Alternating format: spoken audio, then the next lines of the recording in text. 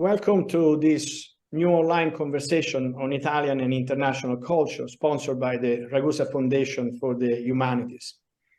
I am Andrea Ciccarelli, president of the Ragusa Foundation, and today I have the privilege to moderate a roundtable on Italian cultural diplomacy with three distinguished guests, each one of them a fundamental protagonist in spreading Italian culture in New York and in the United States. Stefano Albertini is clinical professor of Italian studies at New York University and since 1998, director of the Casa Italiana Zerilli Marimò. Dr. Albertini earned his PhD at Stanford University with a dissertation on the rhetoric of violence in Machiavelli, had previously earned an MA at the University of Virginia and a laurea in political history at the University of Parma. As a scholar, he has worked on Machiavelli, 19th century novel, church-state relations, literature and cinema, as well as contemporary Italian culture. In his role as director of the Casa Zerilli Marimò, he faces a broad spectrum of cultural activities from large academic conferences and symposia to individual artistic and literary presentations, as well as political and social happenings. We can say without a doubt that Dr. Albertini has transformed the Casa Zerilli Marimò into a reference point for Italian culture in North America and one of the most important in the world. Our second guest is Vittorio Calabrese. Vittorio Calabrese is the executive director of Magazzino Italian Art Foundation. He leads all museum programming, exhibitions, and research, and is responsible for broadening institutional development, fostering collaboration with fellow institutions and international artists. Mr. Calabrese has extensive experience in arts administration and has curated many exhibition catalogs on Italian contemporary art. He earned an MBA at Columbia University, a Master of Arts in Modern and Contemporary Art History at Christie's Education in New York, and previously a BA and MBA at the Bocconi University in Milan. In addition to his work at the Magazzino Art Foundation, he has curated exhibitions on Italian artists and art in different venues in New York and the United States. Nicola Lucchi is the executive director of the Center for Italian Modern Art in New York, well known as the CIMA Foundation. Dr. Lucchi, who is a scholar of modern and contemporary Italian art, earned a master and a PhD from New York University with a dissertation on architectural space of the Fiat Lingotto car assembly plan, examining its multiple socio-political and cultural roles during the interwar period. Previously, Dr. Lucchi earned a laurea from the University of Trieste, writing his thesis on the famous epochal 1949 MoMA, Museum of Modern Art in New York, exhibition about 20th century Italian art. His publications and interests touch upon futurism, social realism art, visual culture in general, and the relationship between the United States and Italian art from the 20th century to the present. Thank you very much for accepting to participate in this roundtable on Italian cultural diplomacy. Given your professional roles, as well as your broad scholarly and organizational expertise of the subject, I would like to touch upon the multifaceted aspects related to this definition, cultural diplomacy, drawing from your own direct experience in New York, but expanding to other aspects as well. We will start in alphabetical order in terms of answering, but being a roundtable, please proceed as you wish and interject as you see fit. The first question I would like to ask is pretty plain and simple. That is, I would like to ask you if you could offer your assessment about the role of cultural diplomacy for the arts and humanities abroad, specifically in New York and in the United States. Please. So I should start, Albertini, with an A? Of course. Thank you so much for having us, and thank you for bringing us together. I'm here with two of my favorite people and colleagues with whom we have organized a variety of different things, and all of them successes, especially for the dynamics that we were able to build among our organizations. And Andrea, you're going to be next, because as president of the Ragusa Foundation, you take your own space in this constellation of Italian institutions that are free institutions that are not related to the Italian government or to the American government, and they bring this breath of freedom, of independence that is, I think, absolutely indispensable for culture to grow. What you were asking about cultural diplomacy, I never thought about my job in terms of cultural diplomacy until 3 years ago, and when you started a program in the public humanities, and they asked me to teach a course on cultural diplomacy. So I studied a lot, and I taught this course, and actually we had our final class at Magazzino with Vittorio. And so that was very helpful for me to understand what I've been doing. You paid compliments, and I thank you also for those, and I think we're trying to do a good job. But it's very important every now and then to stop and reflect on what your job is really about.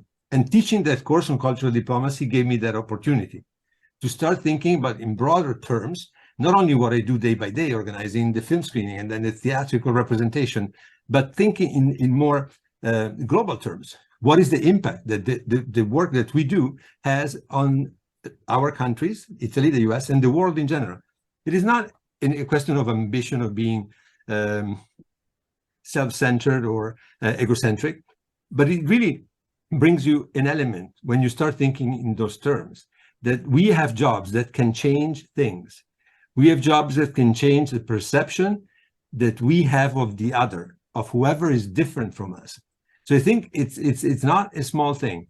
And it also helped me understand that the new phenomenon of cultural diplomacy has always existed. I mean, if you read the treatises on cultural diplomacy, say it starts when the first tribes exchanged gifts.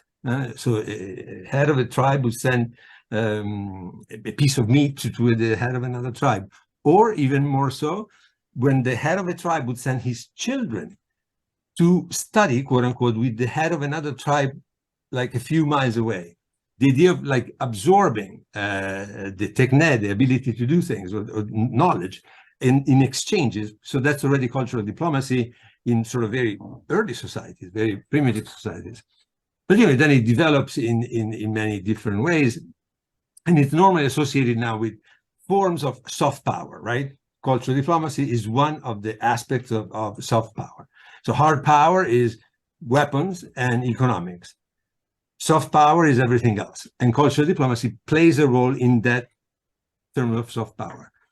And especially people talk about cultural diplomacy, case in point, the United States during the Cold War, they had an extremely active cultural diplomacy. They knew that they could win the Cold War, not with the weapons, even if they were building arsenals, but with culture, with showing a friendly face of the United States, the American way of life. So cinema, music, and literature played a role in presenting these friendly face of the US.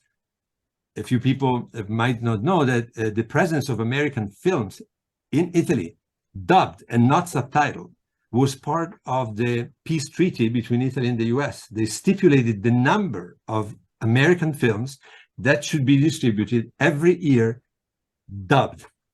Why? Because, of course, America wanted to present not ideological things. They wanted to show a country where people had refrigerators and televisions in their homes, and they were happy. So that was the message that they were sending. And they knew that if they had these movies with subtitles, of course, they would have limited dramatically the number of people that would go to see these movies. So that's, the quintessential cultural diplomacy. We do a different kind of cultural diplomacy because we do not work for any government. And I would say that the new element in these past 20 years in cultural diplomacy is that there are lots of non-governmental agents like us on the stage of cultural diplomacy. So from being an exchange of soft power, of gifts, of compliments, of books and music between nations, it has become something that has so many different actors on the stage. And our three institutions are three examples of that. But, there are, for example, all the sites abroad of universities. That's cultural diplomacy. I think many museums have definitely a role in cultural diplomacy whenever they bring in exhibits from the outside, from other countries, and so on and so forth. I mean, or if you think, for example, in Italy, the role that cities or regions are playing. Some of these cities and regions, even if they say that they have the embassy in New York, that doesn't go well with our diplomatic friends, because there is one embassy, and it's the embassy of the Italian Republic. But the idea is that cities and regions want to have a presence abroad, want to project an image, when they're like capital of culture or for any other reason. So the actors of cultural diplomacies are no longer only the governments, are also situations and institutions like ours, and that do not act on behalf of a government or to promote a specific political agenda, but really act in the interest of cooperation, of collaboration, and of getting to know each other in a deeper way. Sorry if I was too long. No, not at all. Well, thank you. I want to thank you, Andrea, and the Ragusa Foundation for the invite. As going to echo what Stefano was saying, I feel home somehow, as we are working very closely with both organizations, and especially with Casa Italiana, we have such a strong link over the years. I will start saying, while I was hearing what you were saying, Stefano, I remember when we had our Consul General, Francesco Genuardi, he was often saying that Italy is this superpower of soft power. In a way, in New York, the links to Italian culture are all over, and they really touch, of course, all the creative industries. Magazzino works in the visual arts mainly, we are a private foundation that foster research and exhibitions on Italian post-war and contemporary art. And professionally for me, it's kind of an interesting topic because I wanted to be a diplomat growing up. So actually, I switched kind of my career at some point. I decided not to really go in that direction, and eventually ended up working at Magazzino and being surrounded by so many organizations and institutions in the US that really promote Italian culture. I think the big picture is, the big question also is, what is Italian culture now? And of course, the agenda that can be a political agenda that the Italian government can have and can change in a way is there. But of course, we do feel such a strong responsibility to project a correct, somehow, image of what Italy is now. And that's really on a daily kind of activities of our museums. That's, for me, extremely important to think about some of the programs that we do. What is a second generation Italian now? What is really the power of contemporary art in the discourse right now? I mean, especially in a context that is so polarized here, but as well as in Italy. How do we give the tools to the communities that, I have to say, love Italian art and culture, maybe even beyond ourselves Italians? How do we give them the tools to really understand what's happening? So I think it's an extremely interesting topic, and I think it's extremely sensitive, especially because there's communities of Italian Americans in this country that, of course, have different experiences related to what Italy means, and new generations that, in a way, they're also questioning the identity of what's Italian American, what's Italian, and also what's actually an Italian lover, and what Italy is. So I do feel we have a lot of responsibilities, and we're all approaching it from a different angle. What we're doing upstate, because we're actually not even in New York City, we're an hour away from New York, in a community that is the quintessential, I would say, an American community, because we're right across of West Point. The foundry of West Point is in the same town where we're living, but also had major immigration from Italy. We do have a community of Italian Americans here. So what we're seeing is that there's multiple communities, and eventually, I do feel there's a lot of work to be done together to really bring people in a kind of an alignment about also what our missions are. So to say the role of cultural diplomacy, just to close that one, is I would say, to me, fundamental to really project what the real image of Italy is right now. And we do have the tools to do it, which is, our research center eventually really starts from education. Yes. Thank you, Andrea, for this invitation, and I would concur with everything that my colleagues said up to this point, Stefano and Vittorio, with whom Cima is always happy to collaborate. And in fact, concurring with what they said, I would argue that one important dimension that is the same for all of our three institutions, and that really opens up areas of freedom and dialogue that otherwise might be complicated, is precisely the lack of a governmental structure and the presence in our three institutions, which keeps us free from both the momentary political agendas that might have repercussions in cultural activities, and in that sense, this freedom from having to deal with politics certainly opens up our opportunities to engage with different teams, different artists in ways that sometimes can also speak truth to power. And I think that's a fundamental freedom, and one that allows us to remain very relevant in the topics that we decide to cover. It's an element of dialogue with institutions, with private partners, and in the past, I would say that CIMA doesn't have a history as long as Casa Italiana, but in the 10 years that we have been in the New York art scene, I think that we have been able to have conversations with many institutions, local museums, and this type of engagement is something that I think can, over time, change perceptions of Italian art, Italian culture, both from an historical perspective and from a contemporary one. That's another, as Vittorio was just mentioning, what is Italian culture today is perhaps sometimes very different from what, for instance, sometimes the Italian-American community might project, or also Americans in general, what the societal expectations are of Italy today. Oftentimes we are bombarded by ideas about Italian fashion and Italian food, which are certainly key elements of the presence of Italy in the United States, and something that we should certainly consider and celebrate. But things go well beyond that, and sometimes even perceptions about fashion and food might be incorrect, as recently an article on the Financial Times was discussing. And therefore, I think it's very important that we have these areas of freedom that precisely create a sense of a cultural diplomacy that is not just the one that goes through ambassadors and official channels, but is really a dialogue from communities to communities and within communities of interest.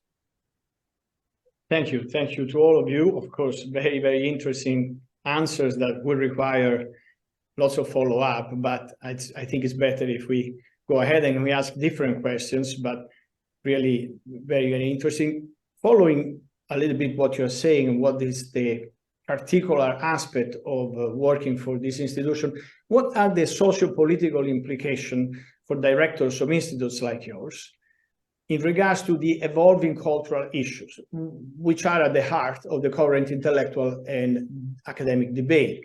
I'm referring to the attention to diversity, gender and equity, multiculturalism, sustainability issues, and other matters that help us look at art and culture from many different angles. I would like to ask you, how do you deal with this? How do you cope with these aspects?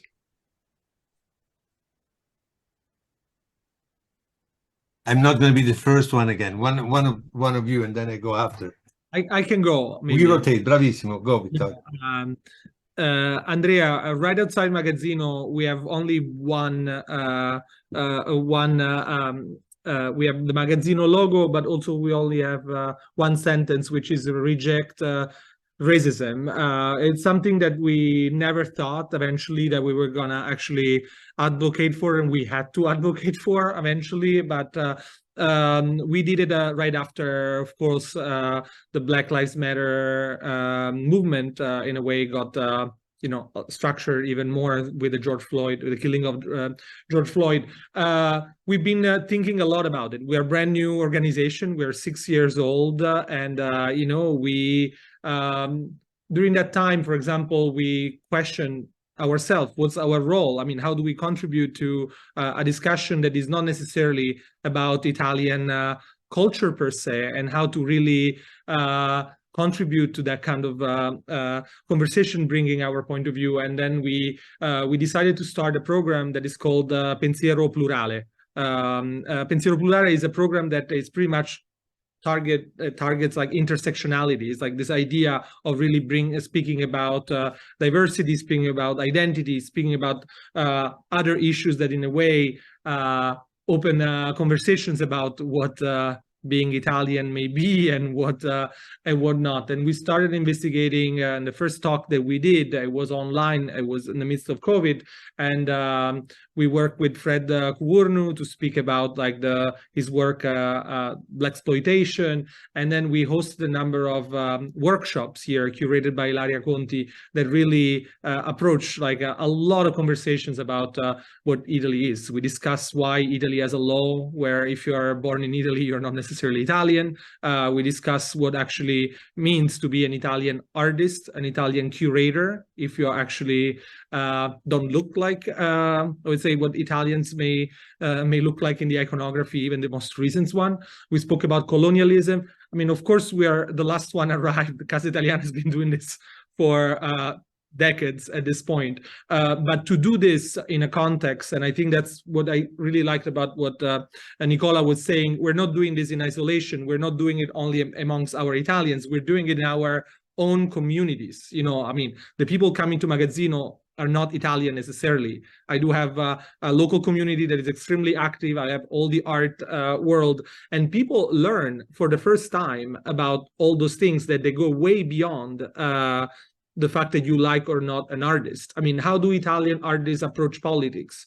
How Arte Povera, we do have a collection of Arte Povera, how they can really be in a way translated in a kind of an activist kind of group. And we try to modulate a lot of our programming always with an edge on actually like, you know, engaging with our community. So I think it's very important, especially right now, and especially with what's happening in Italy right now, to keep our programming up to date and to really get an edge on especially the younger generations that I do believe, working with a lot of young artists in their 20s and 30s, are not represented at all. And I do feel this is a key element also for our communities here to engage with Italy, because really when you go to Italy to do studio visits, I would say 40% of the artists, they're definitely like, you know, not white with curly hair, but they're like they have Chinese, their parents are Chinese or Nigerians or from Senegal. They're actually like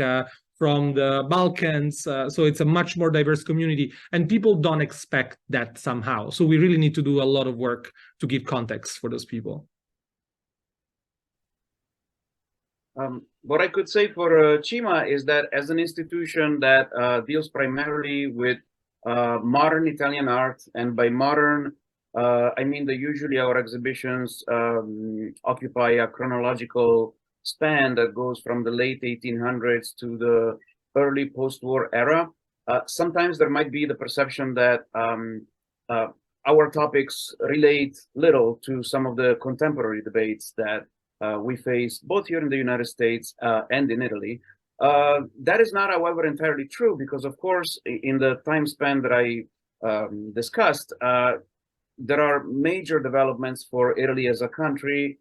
One of them, of course, being the huge migration wave of Italians that left the country precisely between the 1880s and the First World War, which really shaped the presence of Italians around the world, both in the United States, in Latin America, and elsewhere, which is something that, again, being in the United States, is important for us to recognize and to be in dialogue with this reality, even through art. And of course, the other major issue of those years is the interwar era and everything that came with fascism. And since our exhibitions precisely often end up having to address artists that were alive, or in sometimes they were even complicit with the fascist regime, there is, of course, something that as stewards of that type of art, we need to be always certainly cognizant of what has been that particular past and how to address it to our public. So when we organize events, precisely, I would say with the same kind of care that Vittorio is describing, we do try to make sure that we present all the voices in these debates, and that we address precisely also the less positive and the problematic aspects that this particular moment brought, and that has a lasting legacy, not a positive one, of course.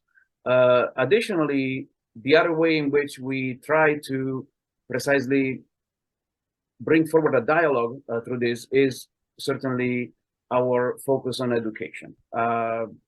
CIMA as an institution has been and will always maintain all of its programs, and I believe the same is true for Magazzino and certainly for Casa Italiana. All of our programs are free for students of all ages, both the visits as well as guided visits, school laboratories. This is, I think, one way in which we can try to present ourselves and the work that we do and the importance of Italian culture in a way that makes it as accessible as possible to audiences that perhaps may not recognize it or may not recognize some of the aspects of Italian culture that are indeed relevant to contemporary debates. One element that Vittorio was mentioning was the fact of citizenship in Italy and how Italian citizenship is not actually granted at birth as it is here in the United States. These are things that have historical reasons for which they exist.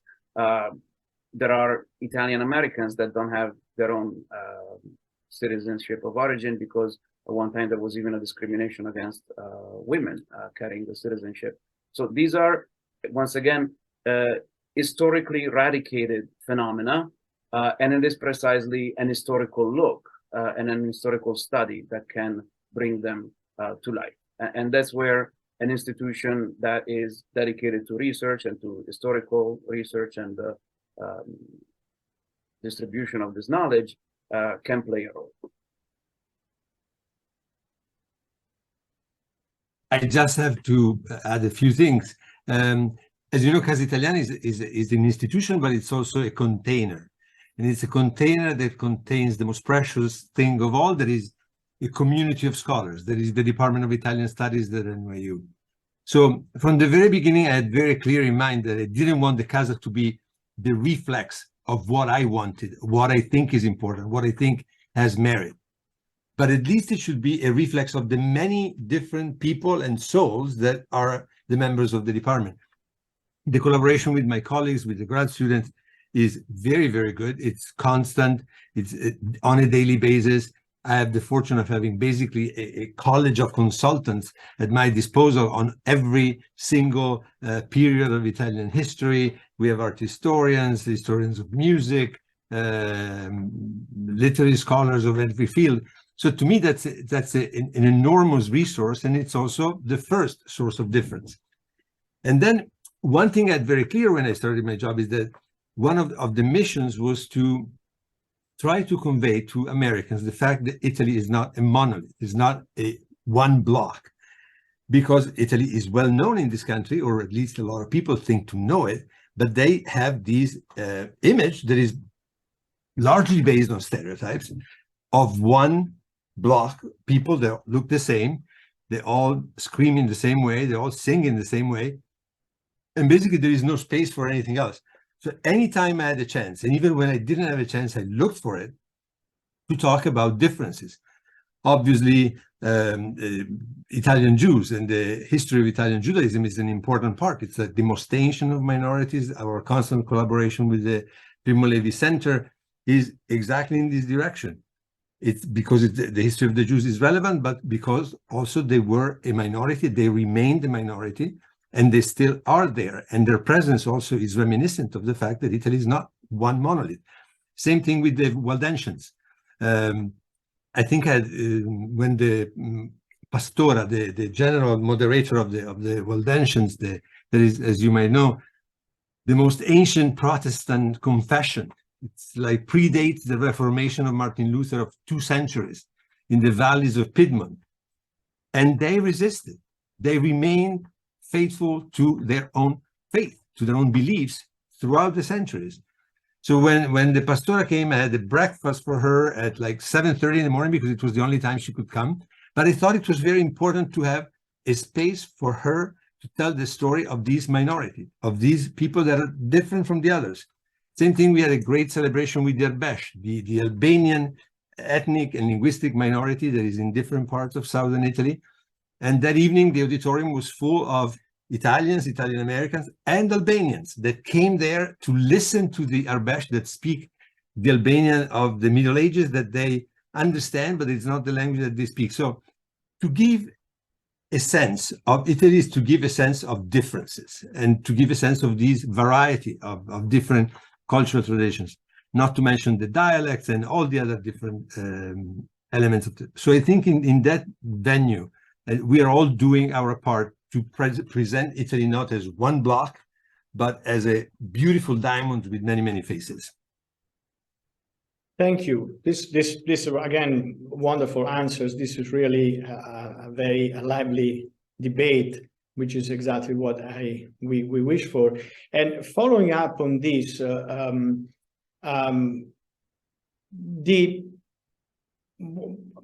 each culture, any culture, is a mix of past and novelty. I'm following up on what you are saying, what you said so far of the mixing of presenting things. And a mix of past and novelty, a blend of established genres and lively new trends. If you like, a display of the canon, the tradition, and at the same time, the promotion of current values. You have already said how you cope and how you deal with it, but could you speak a little bit more? How do you cope with selecting, if I can use this term, how do you cope with selecting and mixing tradition, innovation, and experimentation as part of your role as a promoter of culture abroad?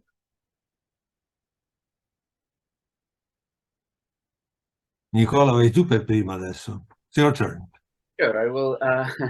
What I would say is that, well, first off, there are some specificities that are related to the institution I lead, in the sense that CIMA, the Center for Italian Modern Art, is a non-collecting institution as in the art world. And what we do, we function primarily as a exhibition and research center.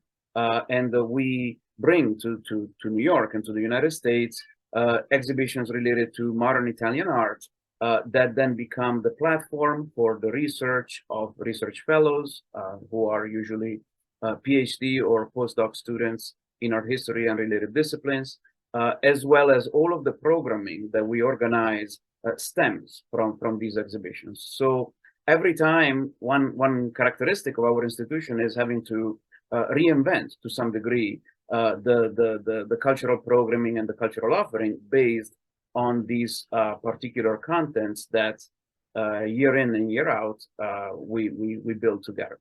The way in which we build these exhibitions that are in a sense the basic building block of every other activity that we do is through the advice of an advisory committee. This advisory committee collects a number of proposals and we evaluate them. We have curators, we have professors from both Italy and the United States that help us shape the vision of the kind of programming and the kind of exhibitions that we would propose. And we try to organize exhibitions that we think will respond to, on the one hand, present concerns, and on the other hand, perhaps to address situations that we feel have been overlooked in the history of Italian art, modern art, and if not to provide correctives, that's not what we hope to do, but at least to restart a dialogue on these topics. And I would say that one area in which we have been in recent years very successful in doing is to think of connections between Italy and the United States. There is still, I think, a lot to be discussed in terms of the transatlantic relationships and cultural diplomacies precisely that have happened and that have taken place from the late 1800s to today. Of course, when one is in New York, one wants to, I think it is a natural ambition to wish to be speaking to the entire world. In many ways, New York is still a capital of the world. And so I think that the conversation that we have here are not limited to the Italian and American spheres of influence, of cultural influence. But certainly those are, I think, at the core of many of the things that we can do and that we can do successfully. Because again, we also have to think about an issue of limits. What can we properly do? And I think that that's been one area of investigation that has been very relevant for us as an institution. Again, we tend to have a more historical outlook, both for the exhibitions that we present and for the research that comes with them. So certainly things that have to do with the cultural diplomacy from the time of the early 20th century to the post-war, Cold War era are certainly key to successful programming and a good engagement with scholars and with the public at large. If I may, so CASA is a program, we have more than 100 events a year, 120, and by that I mean the academic year, so it's basically 9 months. So it's a very intense program of events. Again, they are not only the fruit of my imagination, of my very small staff. I have 3 people working with me, but the department, again, is one of the major engines in proposing activities, in proposing a series and so on. What I try to do in my responsibility is try to make sense of this variety of events and try to group them together and create series. We remain a university. So even when we open our doors and our window, as CASA does, because we are open to the community, to the people that come from the city, free, all the events are free and open to the public, we also must enter into the frame of mind that we need to offer them an educational experience of a certain level. And that means that it cannot be the one event about a certain topic and then forget it. So whenever it's possible, we try to group them together to create series of events of different kinds in different forms of artistic expression related to a certain topic. So for example, Andrea, you were with us when we did the series dedicated to Alessandro Manzoni, an author that is almost not studied, unfortunately, in this country. And not this year, at the beginning of this year, we had the celebration related to the new translation of Manzoni's masterpiece, The Betrothed. I still don't know how to pronounce that word, even if I have to repeat it many, many times. So in that case, we had from your keynote speech presenting Manzoni in the Italian and in the American context, to the director of Civiltà Cattolica talking about the Pope's reading list, in which Manzoni appears prominently. But also we screened a 1913 movie on the Promessi Sposi, a silent movie, and we commissioned a new soundtrack to a Japanese-American composer who lives in New York, and we asked him to jazz it up, to prepare a soundtrack that was performed live in our auditorium to a film of 1913. So that's where we try to put in our creativity, like how you reinvent an author like Manzoni that has been put under mothballs and suffocated by the mothballs of Italian schools, unfortunately, and how you let some fresh air come in and new smells coming from Manzoni. So that's just one example of the kind of things that we do. And being in the field of the arts, it's very easy. You have a variety of people that are ready to listen to your provocations and to do something in that direction. So whenever it's possible, to create serious containers, as our colleagues do, and try to work on what Americans know already about Italy. That is not little, it's a lot. And then use the things that they already know as grimaldelli, as sort of keys to enter and open those doors and bring in the rest. So if we talk about the literature of neorealism, it's not very well known in this country. The great authors like Pratolini and Vittorini and Pavese, but Italian neorealism in cinema is very well known. Everybody who has a minimum culture knows exactly what we're talking about when we talk about neorealism in cinema. So if we want to bring, let's say, I'm working on an event on Pavese because the new translation of the diary is coming up. So how do you make it interesting? How do you make the Americans wanting to come to learn more about Pavese? That is, for most of them, even people who are learning, that have studied, is unknown. I think you have to open the door with cinematographic neorealism, because that's the language they know, that's the name they associate, the images that in their collective memory. And then from there, you tell them, well, there was neorealism in cinema, there was in photography, and there was in the visual arts, and there was neorealism in literature. And that's what we're talking about. So I think you should always start with something that is known or allegedly known. And through that little break, you come in and you bring in the rest.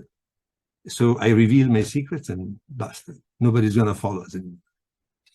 I totally agree with Stefano on that. You know, like for us, the perspective is a little bit different in the sense that we do always work on the edge of contemporary, and the core of our collection is pretty much based on the latest avant-garde of the 20th century, which is Arte Povera. But the key element is really this freedom for us. I mean, I do feel there's enough distance from Italy, in a way, from the Italian sometimes academic environment that can be extremely controlling. And I do feel like we're able to create so much more new literature on the Arte Povera, on any topic that we try to do. When we publish a book, for example, we try to, of course, get the authority on the topic, but also to commission new scholarship to curators or to scholars that are in the US.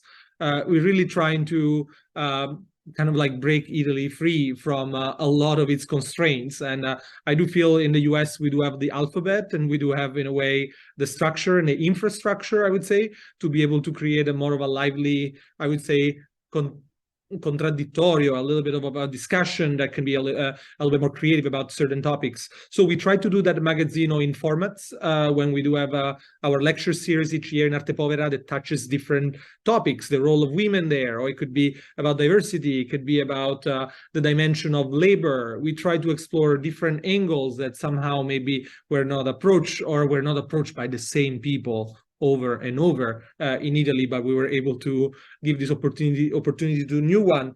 At the same time, we try to experiment a lot in formats that would be hybrid. You know, of course, video is a very important aspect. I mean, we are in a video Tavola Rotonda right now. We do produce short films for everything that we do, and social media from TikTok to Facebook to Instagram became kind of an, you know, a way to communicate to audiences that they would never hear about us. And I do feel that's an investment that it's going to be growing somehow in parallel to what we do in terms of the content. And I do feel technology and innovation, in a way, will help us to reach even more people. I would say since we started recording and screening all our lectures, our demographics and our audience double, triple. We were able to talk to Italy way more than before because everyone could watch everything on our Mediateca there. So I do feel those are the avenues that we're working on right now. Thank you. Thank you again to all three of you. I mean, this is, again, extremely, extremely interesting and very similar, and at the same time diverse, because you have different tasks, you do different jobs in a sense, even if there is this common thread. On this, again, trying to follow up on what you're saying, one of the most delicate tasks, if I understand correctly, of what you're doing is, I should say, probably translating from and for a public other than the one of origin, of course, Italian culture into America, transferring to and targeting a diverse global audience like the one of New York, a diverse global audience par excellence, in a sense. How do you approach this, what we could call this translational matter in terms of culture in your selections, in your choices, in what you want to bring to the public? Stefano, this time is you again. The question is, how do we try to involve Americans? Yes. How do you transfer? How do you translate what is something conceived in a different language, in a different culture, in a different context? Depends if it's visual, if it's literary. How do you target your audience? How do you transfer this? How do you translate, culturally speaking, in that regard? It's a great question, and the first issue is that for each event we have to ask ourselves the question: are we going to do this in Italian or English? And our policy has been throughout the years to privilege events in English, because otherwise we exclude everybody who does not speak Italian.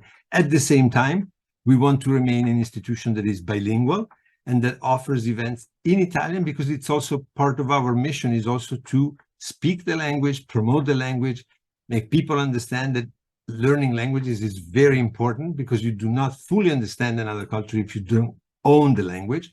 So for us, that's a daily issue. And how do you deal with the literal translation of Italians that don't speak English and the other way around? So the question of translating that, of course, you pose, Andre, in beautiful philosophical terms, for us is also literal, in the sense that finding the language and finding the language that can mediate. So, for example, we are having right now the theater festival that brings to New York about a dozen shows from Italy, and we are the major sponsor of In Scena. And Laura Caparotti, the artistic director of the festival, spent several sessions of the festival talking about supertitles. How do you make them? Where do you project them?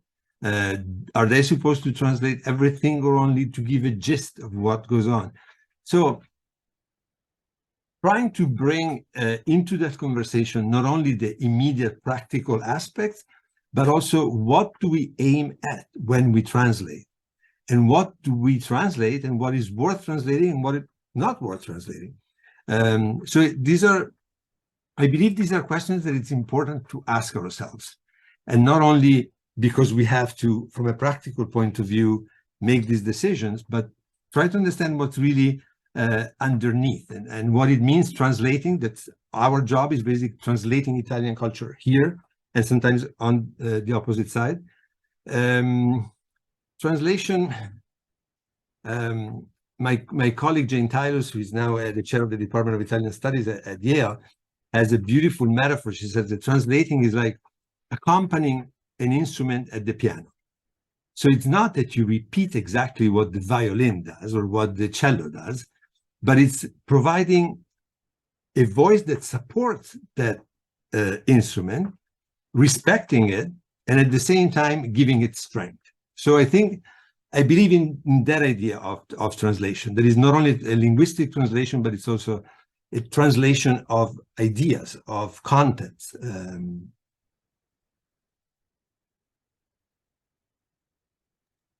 Thank you. I will say from us, I mean, from our point of view, it's hard for me to describe one diverse global audience. I do feel we have many different communities. So I would say the first thing is to really identify those communities and to really target for each event somehow a community without really jeopardizing the overall messaging of what we do. We do try to be as hands-on as possible in our own community. And sometimes people also often up here would laugh about, oh, you're opening a museum on Italian art in the Hudson Valley. Yes. I would say like our community up here loves us, and especially because sometimes the kind of language that we're using is beyond the Italian. Is actually just it's welcoming. It's about hospitality. It's also about hearing them. So in a way, I do feel we don't need to necessarily translate only Italian into English, but try to also get very local in our conversations with our communities, to really make sure that we are understood and we understand who they are, first of all. So I would say that's an aspect that is very important for us from an institutional standpoint, because Of course, being in a research center right now, I can tell you, yes, our number one issue right now is like, how do we increase literature? How do we increase like access to Italian art, that is, especially for writings that they're never been translated before? I mean, there's a big effort. I do believe also there are grants at this point all over to do that. But I think it's a little bit beyond that. So what I'm saying is that I think we need to really try to give context to everyone to be able to at least understand and to create different entry points for different audiences. That's what I think is important. Like for us, of course, we cannot expect that everyone will understand fully everything about Arte Povera, but we want to make sure that we don't alienate anyone that somehow pass by the museum, enters, and in a way discovers something that is way beyond just Italy, but is about like, you know, an aesthetic experience there. You know, that's a little bit like where we are with that. We do have fellowships ourselves here, and I feel our scholars that come each year, they do help us a lot with that, and we realized not because of the Italians, but mostly for the Americans that read and love Italy. We actually started having our website bilingual this year. This is a brand new initiative that we launched, and mostly because of the feedback from our visitors and for many people that actually read Italian, and also opening to demographics of Italian Americans that maybe don't necessarily, you know, that in a way they would find it more exciting for them. So that's my answer. Yeah, and when it comes to CIMA, I would say that as an institution, as a institution that revolves around the arts, that same question that Stefano posited as to whether an event should be in Italian or in English, we tend to veer as well on the side of English, because precisely we're not trying to, at least teaching Italian language is not our primary goal as a mission.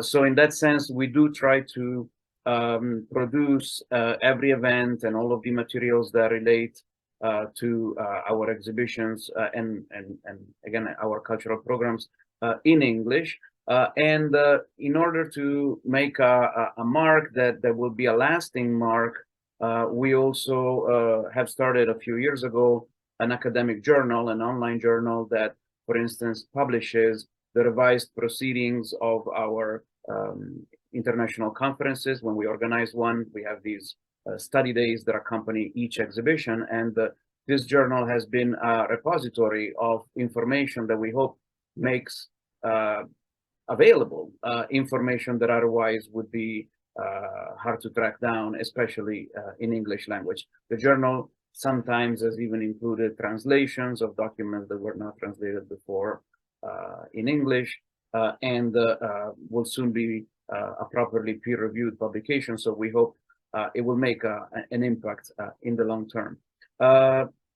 At the same time, we also do activities that try to come towards people that are learning Italian. We have, again, thinking about the schools, we have done several programs with this methodology called CLIL, which is Content and Language Integrated Learning. It's something that we try to bring to the classrooms when schools come to us with the ideas of not just making a museum visit, but really some kind of meaningful program for young students. Having an opportunity to discuss some artworks in Italian is a learning opportunity, and again, a way to translate contents and understand and appreciate contents across linguistic barriers that I think can be fruitful also for young students, and to sort of kickstart an interest in Italian art and Italian culture that will continue through the years. And finally, the other major issue of translation, of course, is one that goes beyond the language, but is really about problematic topics. Once again, I go back to this fact that as an institution that deals often with art from the interwar era, we are faced by important questions as to how certain arts or certain movements, including futurism, for instance, were involved with a totalitarian regime. And so how do we translate that to an American audience? Like, why should we still pay attention to something like that and not simply avoid it? It's a work that I think needs to be justified every time. And I'm not afraid to do that kind of job, but it needs to be done. Absolutely.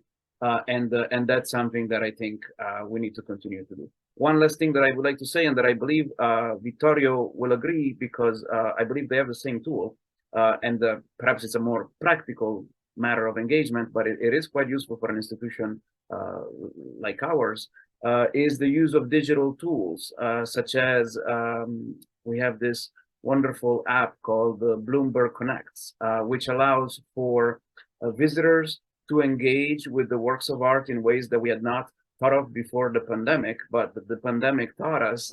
So during the pandemic, there was the issue of how do you let people enjoy, one of the key experiences of CIMA is taking a guided tour with one of our fellows that can explain the works in the exhibitions. And of course, during the pandemic, with the social distancing, that posed an issue. And so we came up with a solution that involved audio guides. And now these audio guides and the additional contents that we can provide digitally to engage with the works in the exhibition really provides a layer of understanding and of translation, in a sense, that is multiple, that allows for different points of entry depending on the interests of the individual, of the level of education of an individual. All of these were opportunities that just 3-4 years ago we hadn't really conceived, but as the necessities forced us to confront these issues, I think all of our institutions have been able to precisely navigate the pandemic quite successfully with the engagement with digital tools. Thank you very much, Nicola.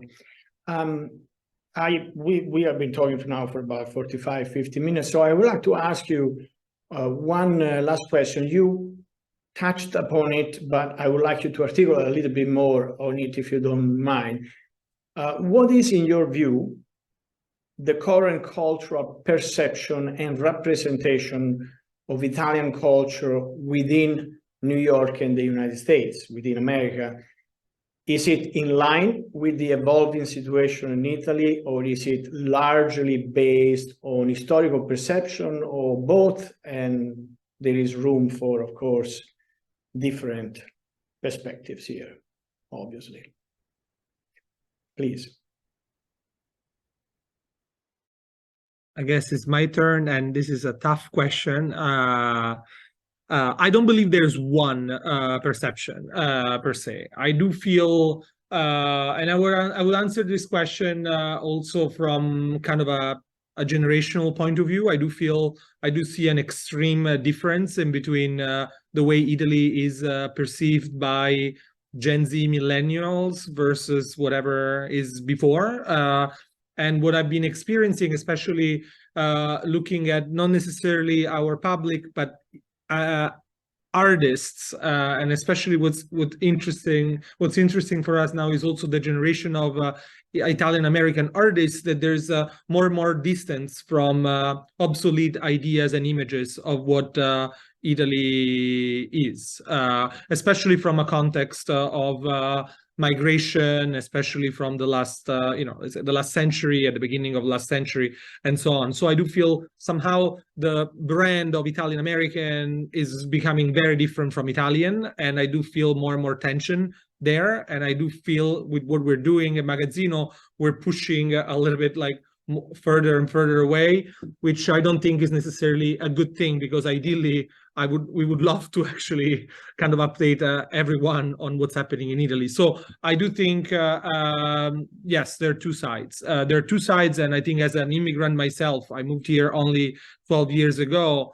I do have my, I don't want to say issues, but I do feel some friction sometimes when people come to Magazzino and they expect to see Renaissance, Baroque, and somehow they see a metal steel or some marble on the floor or coffee, and they really cannot understand why that is about Italy. I do feel this is somehow a challenge for us, and I think it gives us a lot of motivation to try to really bring those people together. At the same time, I do see that politically in Italy, the image is shifting again, and we're really talking about agendas that are not progressive. They're not really in line with how the latest generation, including my generation, look at the world, and things that were taken for granted for a long time.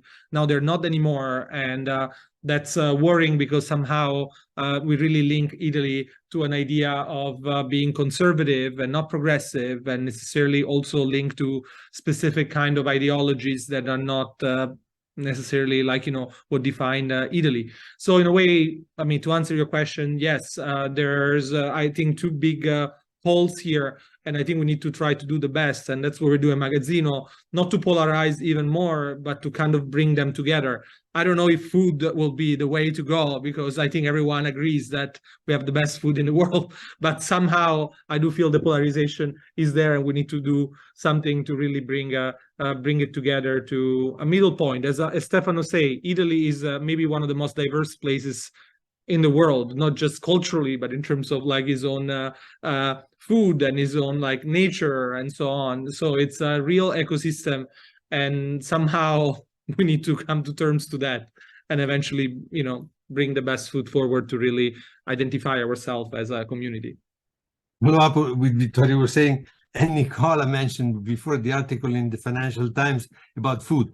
Food now is the most polarizing topic in Italy, after that historian of food, by the way, from Parma, that is like the sanctuary of all the dogmas related to Italian cuisine. And right from there, an historian of food that said, you know, there are so many myths regarding authenticity and what is really Italian.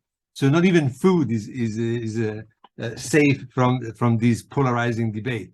And everybody is now trying to kill this poor historian that is basically referring things that are well known, and but simply he said them out loud and clearly. As Vittorio was saying, there are many answers probably to this question, and I can tell you that for every single event that we have a different audience.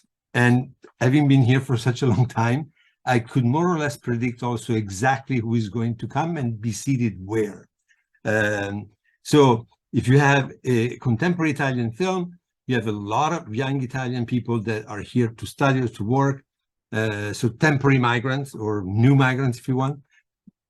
When we do opera, we have like an older generation. If now we are trying to do opera to the people that is open only to students and young adults. We give them tickets to go to the Metropolitan. We train them here for 3 hours of like a boot camp on opera with our Julian Sachs.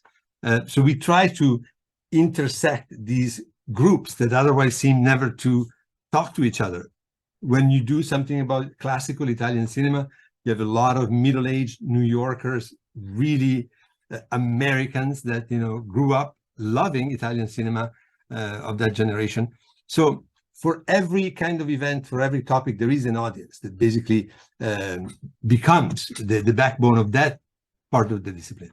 So the first thing is that we need to try to bring into communication these different groups. And of course, the Italians, the Italian Americans. I have to say that Casa was one of the first, if not the first, Italian cultural institution in New York that welcomed Italian American culture as part of Italian culture. And in that, the Baroness had very clear ideas, our foundress. And when she came to New York, she made a point of having Italian American friends. And she really cultivated her friendships in the beautiful way that she had to cultivate friendship with people, really getting interested in their experiences, in their lives, in their families. And that's very important because for a long time, Italian Americans felt that they were like the figli della serva, they were like the reject, and that the Italians from Italy treated them with contempt and sort of distance. You know, the whole thing about food, and keep saying, you know, the Italian American food is not really Italian food. All those things somehow created even more of a wound of a separation between the Italian Americans and the Italian. So we were one of the first institutions to open our doors to Italian American culture, Italian American literature, at a time in which when our colleagues who are active on the Italian American cultural scene went to other institutions, they would get as reply, qui non si balla la tarantella. Here we do not dance the tarantella, and the tarantella being the identifier for like low class Italian American culture. I don't know if we balliamo la tarantella here at the Casa, but we definitely were able from the get-going to Italian-American culture. And again, the interesting thing is that when this operation doesn't happen in an Italian institution, in an Italian department, somebody else is going to do it. So departments of American studies right now are offering courses of Italian-American culture and Italian-American civilization, of course. So we claim Italian-Americans as Italians, as some of the many different, one of the many different facets of Italian culture that they happen to be here. And I have no problem considering that even Italian-American writers who write in English are also Italian writers. So that is one of the main things that we deal with on a daily basis. Yeah, I certainly want to second the sentiments that have been expressed here, and I will say that, you know, like Vittorio, in my own experience as a, I guess, recent immigrant to the United States, I came here in 2009. My perceptions both about Italy and about the culture that surrounds me, the culture that I left, are certainly different than the ones that I see in other groups. I had also been here for my PhD, so I've been in touch, and then I taught, and so I also saw some of the experience that Stefano is describing in terms of how Italian-American literature, for instance, in many cases, it's studied in English departments or in American literature departments, and therefore there is indeed a rift there that exists even among scholars. And I think Vittorio will agree that even in museum institutions, oftentimes the perceptions of Italian art, in some institutions, Italian art seems to stop with Canova, and never to be resurrected. In some other institutions, there are indeed presences that relate to more contemporary art, but again, seen with some boxes that it's very difficult to break and to sort of renew and to reopen dialogues around. But I think that we have been quite successful as well in working with some of these constituencies. One of them being as well for us the Italian-American community.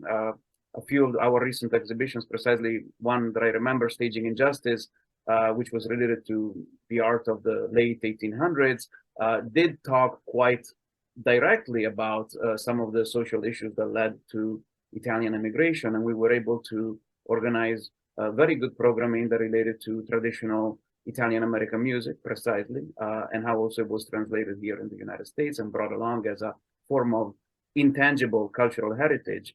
And something like that was very positive, and hopefully it's a dialogue that can continue to grow. Thank you so much, Nicola. Thank you to all of you. Of course, this last question, I knew that would start even more of a debate. Naturally, there are colleagues of ours who actually justly so think that Italian-American studies should be their own program, their own departments, and they are in many institutions, as you know, even in New York, our friends, the Calandra Institute, and so on and so forth, but definitely, they are definitely part of Italians, and they should be part of Italian institutes. I want to thank you very, very much for this lively conversation, which we probably have to do again in the future, perhaps together with other people and talking about different subjects. And I want, again, thank you very much to all three of you. I know that I abuse your patience, and so we should stop here. And thank you so much again to all three of you. Thank you very much. Andrea, remember that you're going to be with us in a little time, and we're going to be together in this because we really count on the Ragusa Foundation to join forces with us. We see eye to eye on so many things, and we are really excited to start working with you as well. Thank you, and I look forward to it. Thank you so much. Thank you again, Stefano, and thank you to all three of you. Thank you so much. Thank you very much to all of you.